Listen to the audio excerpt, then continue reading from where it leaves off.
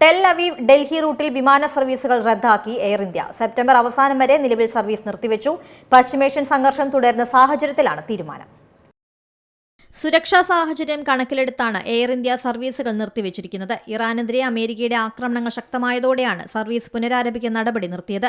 സുരക്ഷാ ആശങ്കകൾ കണക്കിലെടുത്ത് സെപ്റ്റംബർ അവസാനം വരെ സർവീസുകൾ നിർത്തിവെക്കാനാണ് തീരുമാനിച്ചിരിക്കുന്നത്. മറ്റ് നിരവധി അന്താരാഷ്ട്ര വിമാന കമ്പനികളും സർവീസ് നിർത്തി. എൽ ഇസ്രായേർ, അർക്കിയ, എയർ ഹൈഫ തുടങ്ങിയ ഇസ്രയേലി വിമാന കമ്പനികൾക്ക് പുറമെ ചില അന്താരാഷ്ട്ര വിമാന കമ്പനികൾ മാത്രമാണ് നിലവിൽ ഈ റൂട്ടിൽ സർവീസ് നടത്തുന്നത്. പുതിയ തീരുമാനം നിരവധി പ്രവാസികൾക്ക് വലിയ ആശങ്കയാണ്. സംഘർഷം ആരംഭിച്ച ദിവസങ്ങൾക്കകം തന്നെ ഏപ്രിൽ മെയ് മാസങ്ങളിലെ എയർ ഇന്ത്യ സർവീസ് നിർത്തിവച്ചിരുന്നു. പിന്നീട് ജൂലൈയിലേക്കും സെപ്റ്റംബറിലേക്കും നീട്ടിവെക്കുകയായിരുന്നു.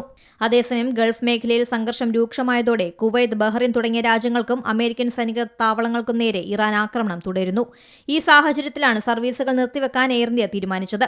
UAE അടക്കമുള്ള ഗൾഫ് രാജ്യങ്ങളിലേക്കുള്ള വിമാന സർവീസ് ഉടൻ തന്നെ താൽക്കാലികമായി നിർത്തിവെക്കണമെന്ന ആവശ്യവുമായി പൈലറ്റുമാർ രംഗത്തു വന്നിരുന്നു. National desk, C Malayalam news.